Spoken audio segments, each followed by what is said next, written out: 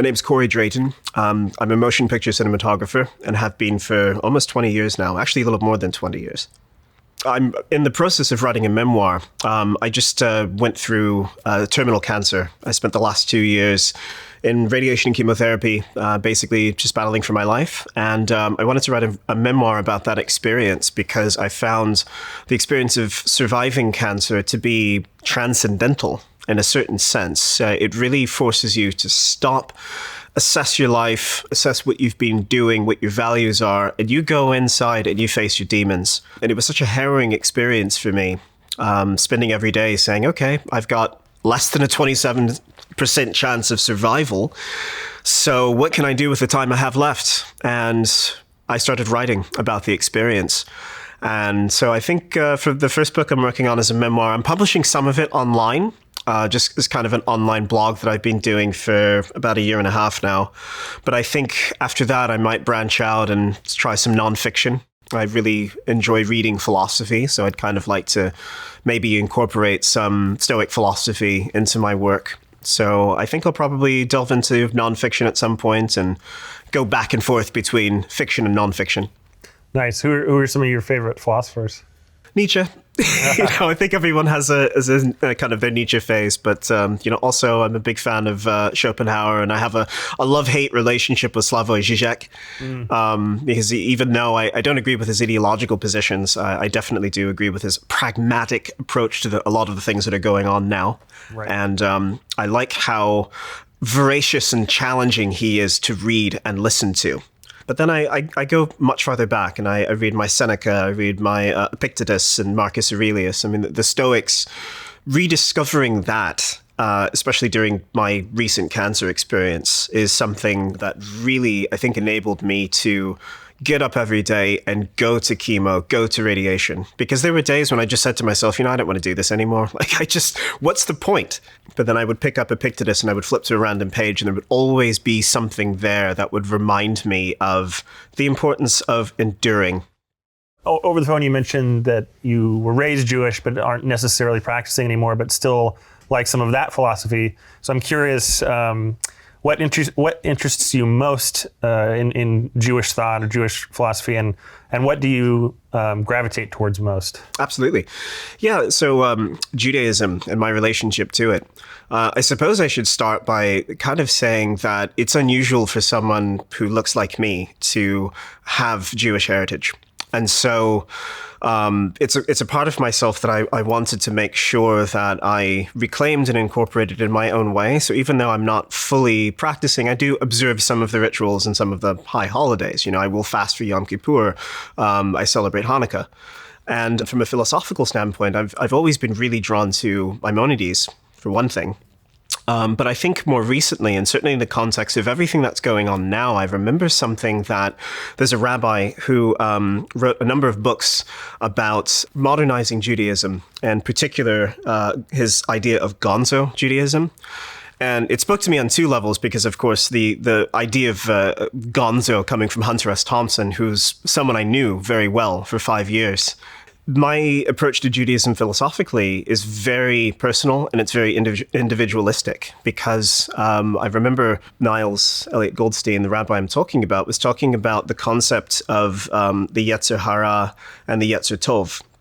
And basically in kind of Jewish philosophy, the idea is that you have the evil and the good inclinations. The Yetzer Hara is more the evil inclination. It's the devil on your shoulder that's whispering things into your ear.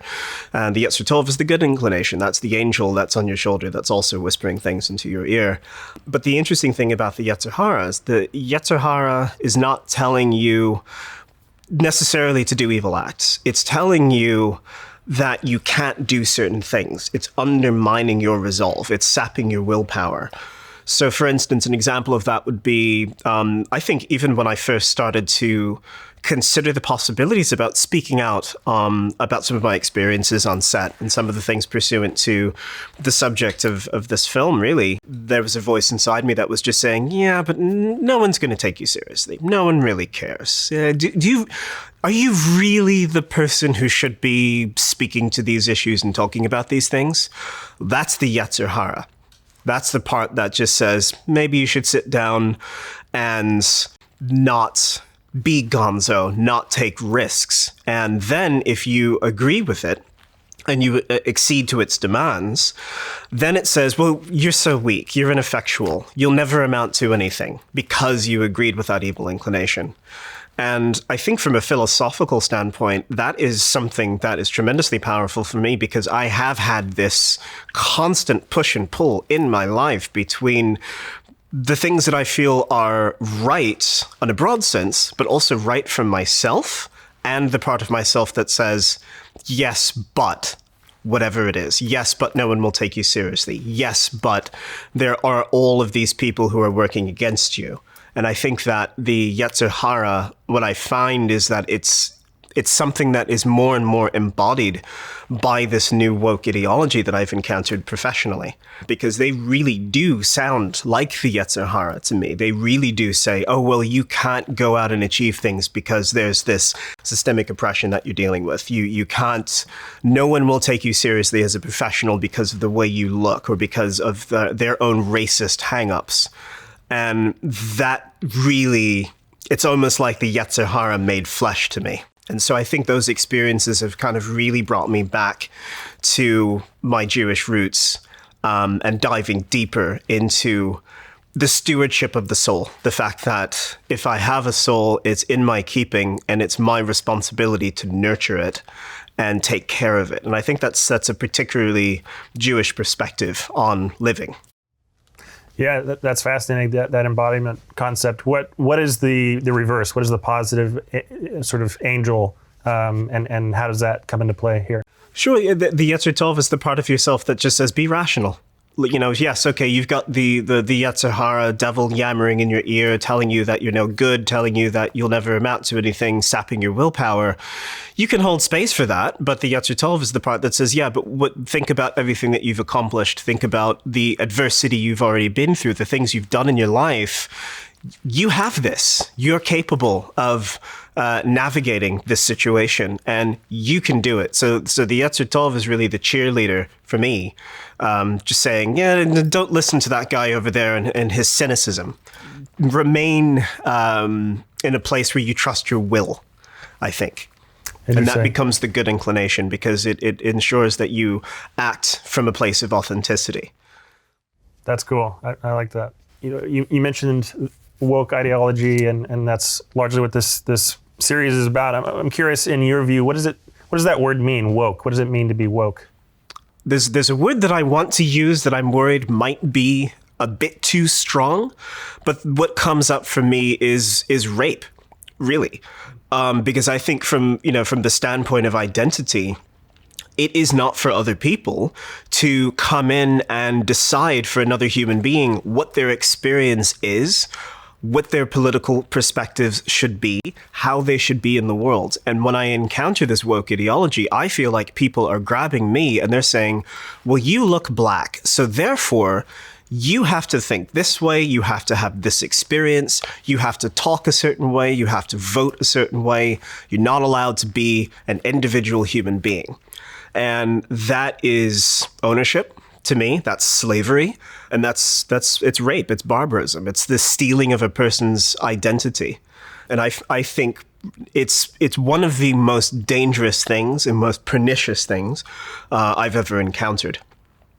I hope I answered the question sufficiently there. No, that was great. Okay. And the rape analogy is interesting. I haven't really thought about it like that, but it does certainly, as you said, it strips you of your individuality. It doesn't allow you to be who you are. Right. When I think about individuality and I think about just who I am as an individual, I go back and I think to myself, okay, when I think about my identity, okay, so I've got some West African heritage, but I've also got English, I've got some Norwegian, and the Jewish side of my family comes from Germany and Austria. And I know a lot about every single aspect of my heritage. And I feel like those are parts of myself that have informed me. Those are parts of myself that have given me certain genetic dispositions from a medical standpoint, as I found out when I was battling cancer, but also from the standpoint of my personality and what I'm drawn to and the things that I find interesting. And whenever I encounter one of these woke acolytes, they immediately make a set of assumptions. They say, oh, you're black. So immediately they've put me into this box, in this category, and they've said, this is your identity based on the way that you look. And they're not interested in anything about me, my musical tastes, for instance. I'm a massive fan of classical music, but I'm also a metalhead, you know? Some of my favorite bands are Judas Priest and Pagan Altar and Black Sabbath and, you know, things like that. And I remember a time in the 80s and 90s and, you know, even the early aughts when people could be into anything they wanted to be into. And I never had anyone tell me, well, you're not allowed to like this sort of stuff because of the way you look, except for the woke progressives. Because what I've encountered from them is this feeling of ownership and this feeling of, it's like a claimed authenticity. They feel like every single identity group has a set of immutable characteristics that are authentic. And if you are not behaving in accordance with those characteristics, you are somehow denying yourself. And I have a visceral disgust reaction to that, because it is for me as an individual human being to show up authentically and define for myself who I am. And other people can accept that or not, but no one gets to tell me who I am. And I really resent the woke acolytes in their attempts to treat my identity as a resource to be exploited for their own ideological ends. I think white fragility is one of the greatest arguments in favor of white supremacy I've ever encountered. There was an infographic that went out a month or two ago. I think it was from the African American Museum of History or something to that effect. And they listed all of these common sense ideas like hard work, being on time, objectivity as aspects of white supremacy. And so basically the argument is that only white people have a work ethic. Only white people know the importance of professionalism and showing up on time. And I found that to be absurd and racist. Disgusting. It's disgusting. Yeah, and white fragility is the same sort of thing. It's a culturally sanctioned racism is what it is. It's saying only white people have the ability to be functional in the world. And if you have more melanin in your skin, then by virtue of your duskier complexion, you're, incapable of being successful. You're incapable of amounting to anything in the world. And you need to appeal to the mystical, glorious white savior in order to lift you up and give your life meaning. Sorry to interject, but that's my favorite part of the book. She talks about how she's pointing out how other people will act as white saviors and how you need to not do that. And that's what the whole fucking book is. Yeah. That's exactly what she's doing. Absolutely. Yeah. I could go on and on about that, but we should. Me too. I could be here all day talking about it. And she's a grifter. I have to give her credit, but, as, certainly not as a serious scholar or anything like that. She's a grifter. She's got a racket. She's making hundreds of thousands of dollars preaching to people about this original sin that they're supposed to have. And it's disgusting and it's absurd. And I want more people to at least consider that perspective. I mean, don't take my word for it. Absolutely read the book. But know that there's a counter argument to this whole thing. That is, hey, this is sanctioned white supremacy. Why are we entertaining these ideas? And having encountered that book professionally as well, that gives me even more disdain for anybody who cottons to that ideology, because I know how their marketing department treated me, professionally on a job. 2 years ago, I was, it was a particularly rough year in Portland. The film industry was getting a bit on the slow side. I'd been in commercials for a while. And I got a call from my agent about a documentary project that was supposed to be shooting in town. But it was a documentary project that was selling through a book. At that time, I hadn't heard of it, but the book was called White Fragility. And essentially what this was there were a number of billboards that showed up around Portland that read, these are all black with white text, and it said, "Hey, Portland, is your white fragility showing?" And the only reason I noticed these billboards is because I'd been shooting billboards for the past 2 years. I did the billboards for TEDx 2017 and 2018. So I started noticing these things because I would go around town trying to find all the billboards that I shot. And I saw these billboards and I said to myself, this seems rather racist and rather strange. So anyway, my agent calls me and says, oh yeah, there's this project in town. I'm sure you've seen these billboards around Portland. They're looking for a DP. They just want to get locked off static shots of the billboards on location. And then they also want to do man on the street style interviews, very easy stuff. And they asked me if I was interested in the job. And I said, okay, yeah, sure. Put me forward. Resume, CV, demo reel, website, the whole works. I have all the qualifications to do the work. Easy work. A first-year film student could do it. But they put me through the hiring ringer, and they kept saying to my agent, I don't know. I don't know if he has the experience or if he's the right cultural fit for what we're trying to do. And it smoked of this. It smoked of racism to me because my credentials to get that job were spot on. And I've never seen such a degree of hesitation to make a hiring decision in my life. And it was interesting because at that time, I didn't know what the book was really about. And then, of course, once it released and more people started talking about it, and then I read a little bit of it myself, then I realized, okay, how interesting. These people who claim to be, the acolytes of anti-racism are very racist in their hiring decisions, at least the marketing agency that represents them is.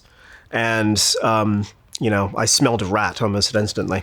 So you gave a couple examples of, the white fragility hiring thing, but yeah. I'm wondering if you can, in the form you filled out, you mentioned, and we talked a little bit about this on the phone, the idea of covert racism or discrimination by people who consider themselves to be very progressive. Mm-hmm. I'm curious if you can give a couple of one or two strong examples of that illustrates that. Of course. I did have an experience where I got called a fucking diversity hire by someone on a set in Portland. This was on a commercial. It was about 6 years ago. I was a first AC. We had a 30-300 Ingenue Optimo zoom lens on the camera. We're doing a push in on a very small object. This is a hero shot. And basically, the object had a label on it. And of course, first AC, my job is to keep that label in sharp focus as we do this fast push in, wide open on the long end of this lens. Basically, for non-film people, your depth of field is about as thick as a sheet of paper. Yeah, depth of field essentially being what you're able to get in focus. So the depth of field the DP is working with is about as thick as a sheet of paper. And we're doing a very fast move. So in order to keep that small label on the front of the object in focus as we're doing that push in, my focus marks have to be spot on. And so I'm following the focus as we're doing this push in on this move. And on set, we call it buzzing, when you miss focus. The object you're trying to keep sharp is just a touch on the soft side. Happens all the time. But of course, this DP who had been giving me attitude all day, just very, very much micromanaging how I was building the camera, how I was moving everything, how I was taking my marks. He was so frustrated when I buzzed this take that he leaned over and he whispered in my ear, I don't understand why you're buzzing focus. Were you some fucking diversity hire? And it really took me aback, and I'm thinking to myself, okay, this is new.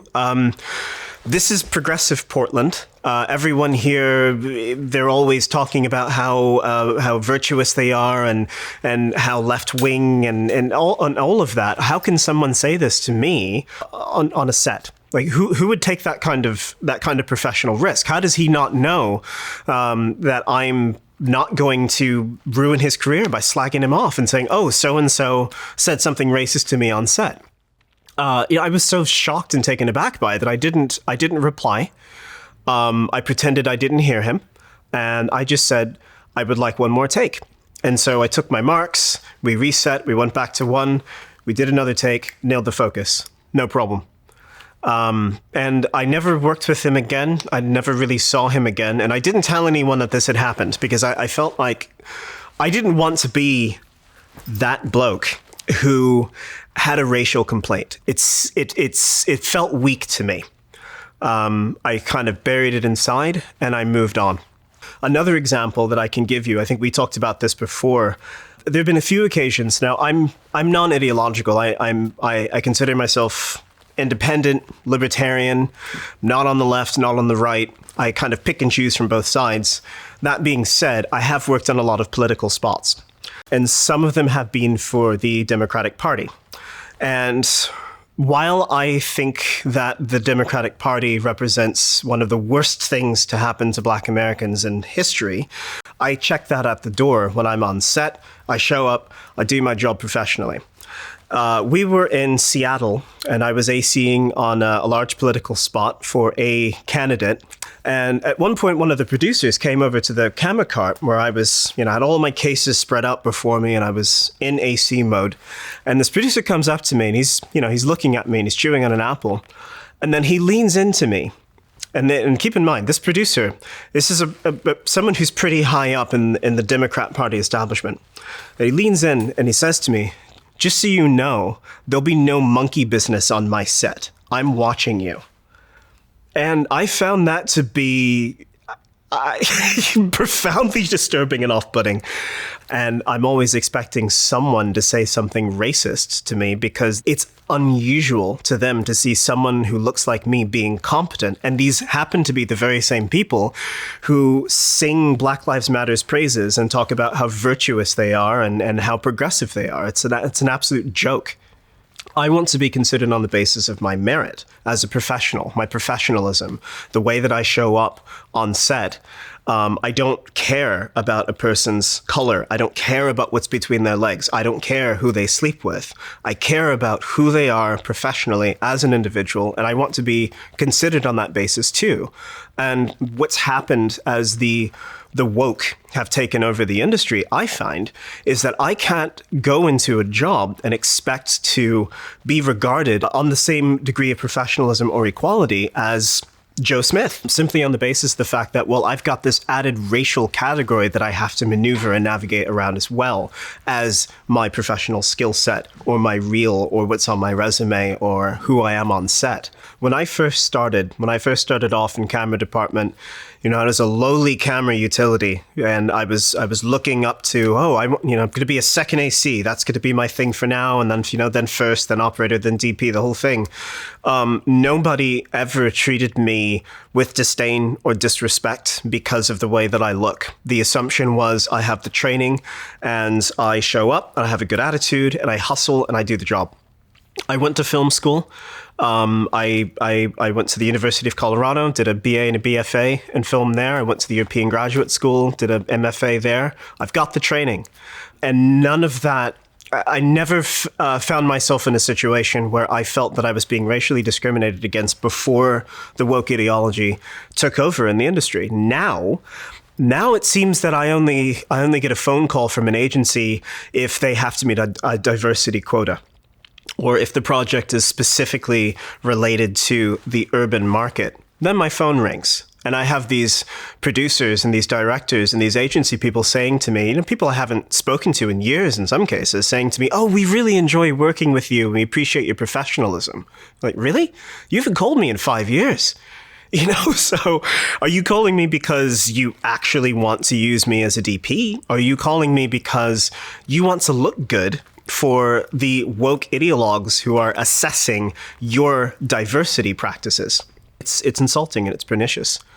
And I know that one thing that I've seen is as more of the anti-racist ideology has been working its way into the agency world in commercials in particular, you see a lot of people of color, specifically blacks, in front of the camera, but you don't see them in crew positions. And I think this is very insidious because what you end up with is you have these agencies that ostensibly appear to be very diverse because, hey, look, we're putting black people in our commercials. Look how progressive we are. But the ancillary benefit is that this is only at the talent level. These people they come in, they do their lines, they go home. They're not full-time employees at the agencies. And I have a huge problem with that. If you're going to have a Black Lives Matter sign on your front window at an agency, but you're not hiring people for full-time positions who are persons of color, then you're a hypocrite. And I don't think that you should be hiring on the basis of diversity anyway. It should be merit. It should be the quality of a person's ideas, the ability to do the job. That's what matters. If you look deeper at the entertainment industry, if you look at woke Hollywood, look at the way they're casting shows now. Look at the way they're changing the hiring practices. I think there was a document that came out recently where they were saying that only films that have a certain number of minority employees are Oscar qualifying. We're rigging and manipulating the game to such a degree that I do worry about how that's going to impact the quality of the storytelling. Are we becoming so rigid and so ideologically possessed that you can't perform the function that film is supposed to perform? I really fear for our future to be authentic in the creative arts in particular. Anything else you want to say before we cut on this? Is there anything else I want to say before we cut on this? Let me just look at my notes. I feel like I've covered everything really. Yeah, I think the only thing I really just want to stress is that I want to stress the importance of individualism and just regarding people as individuals. I don't care what they look like. I don't care what ideological background they come from, if any at all. Everyone in life, just take them as an individual and then go from there. And I think if we can all commit to doing that, if we can commit to that as a first philosophical principle, I think the world will be a much better place, because you'll realize that the differences we have don't really matter that much. There's always a fundamental common ground that you can find. I'll share this last anecdote. When I was living in Germany, I was also working there. So I went to shoot at the castle of Herrenfell on Lake Chiemsee, which is really close to the Austrian border. And it was in the middle of a heat wave. And I was just schwitzing, right? I was in really bad shape. And I stopped at this little kiosk to buy a bottle of water. And there was an old man who was working there. And I got to talking to him. And he was in the Deutsche Wehrmacht during World War II, which means he fought for the Nazis. He didn't care about how I looked. We had a wonderful conversation about Germany and art and music. And I asked him a little bit about his experiences, like, what was that even like? Will you share something about that experience? How do you feel now looking back on that, knowing that you fought for what a lot of people, consider to be the side of evil and that conflict? And he just said to me, I didn't think about it at all. I was just fighting for my sisters, and I was fighting for my friends, and I was fighting for my parents, and I was fighting for my home. That's all it was. And I think about him a lot, and it brings tears to my eyes because it was a very touching conversation. And I think about, God, if I was in that situation, I probably would feel the exact same way. That's all it was. And to have a conversation with somebody like that and not feel judged in any way, and not feel that he wouldn't serve me or wouldn't treat me like a human being because he had, fought in Hitler's armies. That's a transcendental experience. People can do anything. People can transcend anything. And I think it's really important to let the ideologies go and just get back to the simple business of being human beings again. That's all.